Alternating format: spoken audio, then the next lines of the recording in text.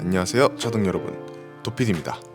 로드 자전거를 타시는 분들은 더 빨리 더 편하게 달리기 위해서 장비를 고를 때 얼마나 가벼운지 또는 얼마나 에어로 효과가 뛰어난지 따져보고 사는 경우가 많죠. 그래서 준비를 해봤는데요, 여러 용품 업체에서 말하는 그 에어로 효과가 과연 얼마나 효과가 있을지 연구 자료들을 바탕으로 정리를 해봤습니다. 물론 사람에 따라 제품에 따라 많은 차이가 날 수 있으니까 참고만 해주시기 바랍니다.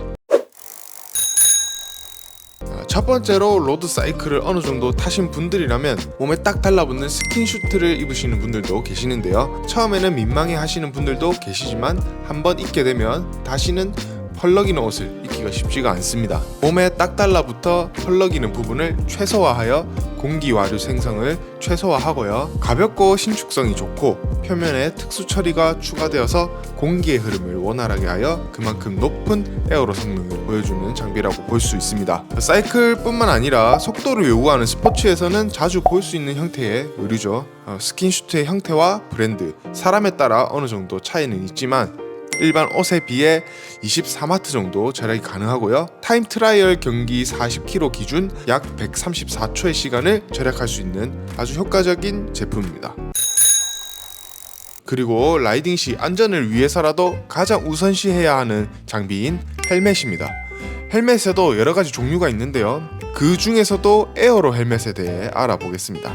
일반적으로 많은 분들이 사용하시는 헬멧인 로드 에어로 헬멧은요 약 15W를 절약하고요, 마찬가지로 40km 기준 21초에서 34초가량 절약이 가능합니다.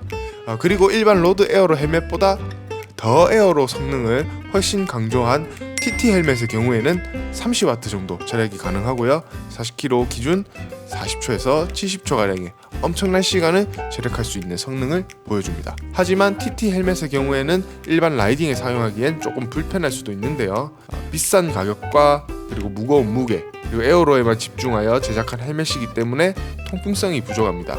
그래서 장거리 라이딩에서 열을 빠르게 식혀줄 수가 없기 때문에 더운 날씨에는 라이더의 피로도를 상승시킬 수가 있습니다. 그리고 형태적으로도 조금 불편한 형태죠. 물론 여러가지 환경적인 요소들로 인해서 차이가 날 수는 있습니다.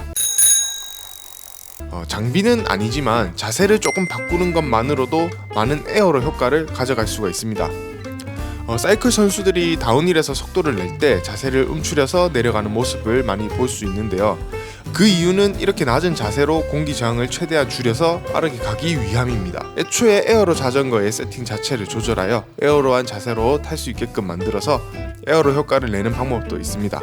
자전거의 종류에 따라 기본 자세가 전부 다른 이유가 이런 것에 있다고 보시면 되겠습니다. 이런 포지션을 개선하는 방법으로 약 10에서 21W 정도 절약을 할 수 있고요, 56초에서 122초 정도 시간을 줄여줄 수 있습니다.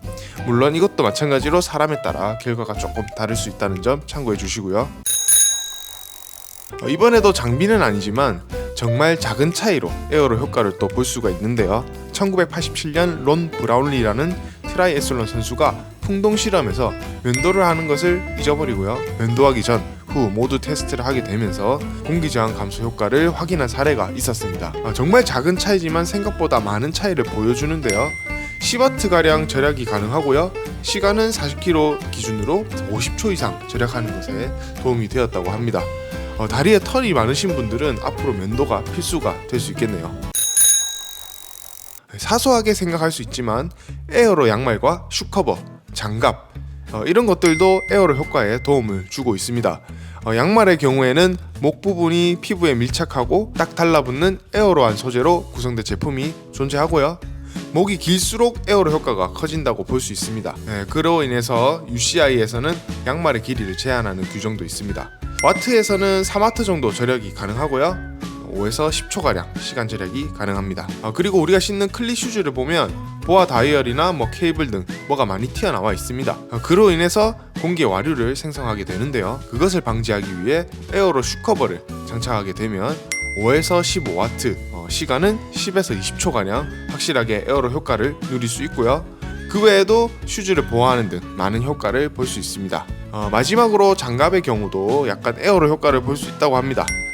2에서 3W 그리고 3에서 5초가량 절약이 가능하다고 합니다. 사이클 경기에서는 0. 몇 초 차이로 승부가 갈리기도 하기 때문에 이런 작은 에어로 효과도 신경 쓰면 좋겠죠. 각 하나씩 두고 보면 효과가 크게 느껴지진 않겠지만 사소한 효과들이 모이면 그 효과는 결코 작지 않겠죠.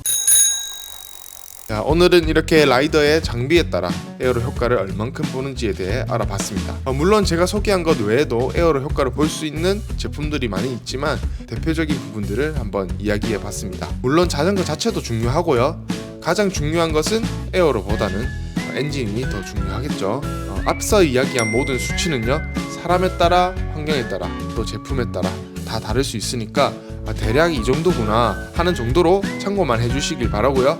실제 연구 결과로도 이렇게 에어로 효과가 검증이 되었으니 앞으로 용품을 구매하시는 데 있어서 도움이 되었으면 합니다. 이 영상이 여러분의 자전거 라이프에 큰 도움이 되었길 바라면서 지금까지 도피디였습니다.